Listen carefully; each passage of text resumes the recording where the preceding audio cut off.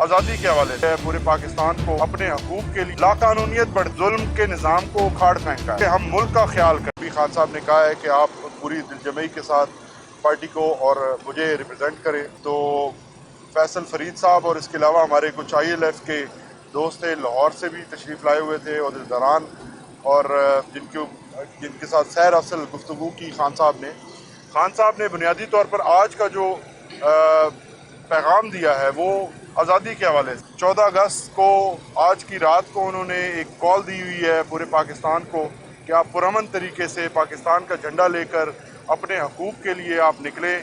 और पूरे मुल्क के जो हमारे वर्कर्स हैं उनको खान साहब ने कहा है कि आप तैयार रहें, क्योंकि इस वक्त जो आइन के साथ खिलवाड़ किया जा रहा है, जो सुप्रीम कोर्ट ऑफ पाकिस्तान के ऊपर प्रेशर डाला जा रहा है, और काजी फायज़ ईसा जो अपनी एक्सटेंशन के लिए ये हमारी सीटें छीन रहे हैं, इसके ऊपर उन्होंने कहा कि आइन के साथ खिलवाड़ और आइन शिकनी के ऊपर हम खामोश नहीं रहेंगे। उन्होंने पूरी पार्टी को कहा है कि आप तैयार रहें, मैं कॉल दूँगा। इसके अलावा खान साहब ने मुतअद्दिद और चीज़ों पर गुफ्तगू की, पार्टी के अंदरूनी मामलात के ऊपर। जो मेन उन्होंने बात की, उन्होंने कहा कि इस वक्त लावा पक चुका है। बांग्लादेश में जो कुछ हुआ है, बांग्लादेश की इकॉनमी जो है वो हमारी इकॉनमी से बहुत ज़्यादा बेहतर थी, लेकिन वहाँ लोगों ने जुल्म और जबर को बर्दाश्त नहीं किया और जुल्म और जबर के ख़िलाफ़ वो खड़े हुए और उन्होंने जुल्म के निज़ाम को उखाड़ फेंका है। यहाँ पर हमारे इकॉनमी इस काबिल नहीं है कि वो इस किस्म की कोई एक्टिविटी जो है वो बर्दाश्त कर सके। हमारी इकॉनमी पहले से ही घुटनों पे है। तो हम सब को ये चाहिए, जो भी अरबाब इख्तियार हैं उन सब को ये चाहिए कि हम मुल्क का ख्याल करें। हम मुल्क का ख्याल करें कि इस इकॉनमी को और इस निज़ाम को, जो निज़ाम आइन के अंदर मौजूद है, उसकी हिफाजत करें और उसी के अंदर उसको रखा जाए। आइन से बाहर जब चीज़ें जाती हैं तो फिर वो किसी का फ़ायदा नहीं होता, लाकानूनियत बढ़ती है।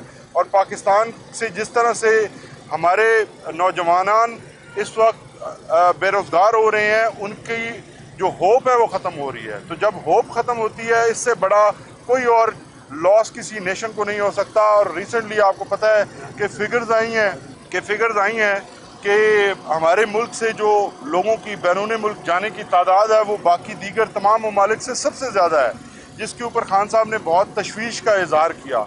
इसके अलावा उन्होंने एक और पॉइंट जिसके ऊपर बात करने का कहा है वो लियाकत चट्ठा कमिश्नर रावलपिंडी है।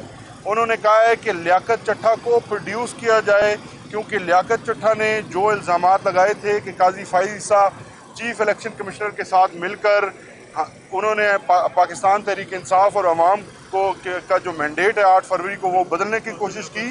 सुप्रीम कोर्ट में जो हमारे रेफरेंसेस हैं उनका भी उन्होंने कहा कि वो फिक्स किए जाएं। काजी साहब को उन्होंने खुद रिक्यूज़ल की, लेकिन उसके बावजूद कल हमारे 3 मेंबरान की जिस तरह से उन्होंने उनके खिलाफ फैसला दिया और हमारी सीटें छीनी हैं, ये कॉन्फ्लिक्ट ऑफ इंटरेस्ट है। इसके ऊपर वो समझते हैं कि काजी साहब को अब पीछे हट जाना चाहिए, पाकिस्तान तहरीक इंसाफ और मुझसे रिलेटेड जो केसेस हैं उनको नहीं सुनना चाहिए। इसके अलावा खान साहब ने ये कहा है फिर से कि आज़ादी जो है वो छीन कर लेना पड़ती है, उसके लिए मेहनत करना पड़ती है, उसके लिए कुर्बानी देना पड़ती है।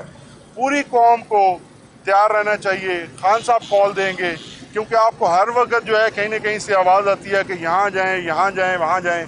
अडियाला की कॉल का तो सवाल ही पैदा नहीं होता।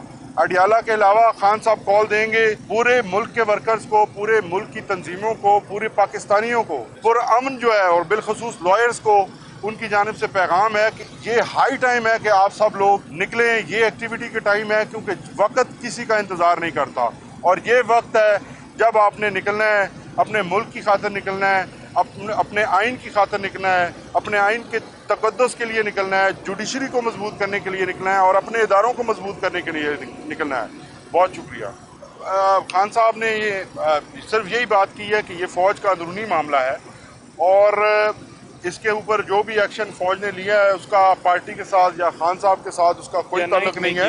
खान साहब ने कहा है कि ये बहुत अच्छा मौका है कि 9 मई के मुतल्लिक अगर इनका कोई किरदार है तो जुडिशल कमीशन कायम करके तो उसके बाद रोल्स डिटरमिन किया जाए। हम तो पहले दिन से कह रहे हैं कि हमारा 9 मई के साथ किसी तरह का कोई ताल्लुक नहीं है, हमारे ऊपर जुल्म हुआ था। खान साहब बारहा कह चुके हैं कि मुझे अबडक्ट किया गया था, اور اس کا پتہ کرایا جائے کہ مجھے ابڈکٹ کس نے کیا تھا۔ اور دوسری چیز جو وہ بار بار کہہ رہے ہیں، وہ C C T V footage demand کر رہے ہیں کہ سی سی ٹی وی فوٹیجز سامنے لائے جائیں، کیونکہ ان اہم ترین مقامات پر کون لوگ تھے جنہوں نے آگ لگائی، ان کا تعین کرنے کے لیے سی سی ٹی وی فوٹیج ہی ضروری ہے۔ اس کے علاوہ انہوں نے مثال دیتے ہیں وہ کہ جیسے کیپٹل ہل کے اندر ایک جماعت کے لوگوں نے وہاں پر ایکٹیویٹی کی تھی، پولیٹیکل ایکٹیویٹی جو کہ بعد میں وینڈلزم میں تبدیل ہوئی، تو صرف سی سی ٹی وی فوٹیج دیکھ کر ان کو سزا دی گئی۔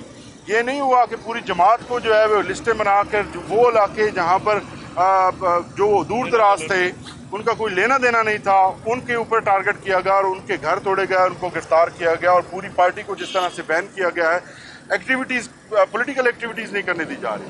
تو یہ ساری چیزیں وہ پہلے دن سے کہہ رہے ہیں کہ اس کا بہتر اور سب سے زبردست جو حل ہے وہ جوڈیشل کمیشن کا قیام ہے۔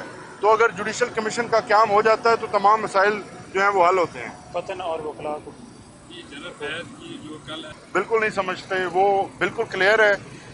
خان صاحب اس معاملے کے اوپر بالکل کلیئر ہے، انہوں نے کہا ہے کہ ہمارا کسی کے ساتھ یا جنرل فیض کے ساتھ پولیٹیکل کسی قسم کا کوئی ریلیشن نہیں تھا۔ ان کے ساتھ میرا ریلیشن اکتوبر 2021 تک تھا، جب تک ان کی اپوائنٹمنٹ رہی۔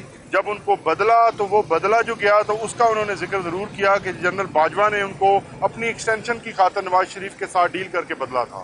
اس کے نتائج سامنے ضرور آئے جس کے اوپر انہوں نے بات کی، لیکن انہوں نے یہ کہا ہے کہ میرا جنرل فیض کے ساتھ صرف پروفیشنل تعلق تھا جب وہ میرے نیچے D G I S I تھے، اس کے علاوہ ان کا ان کے ساتھ کوئی تعلق نہیں۔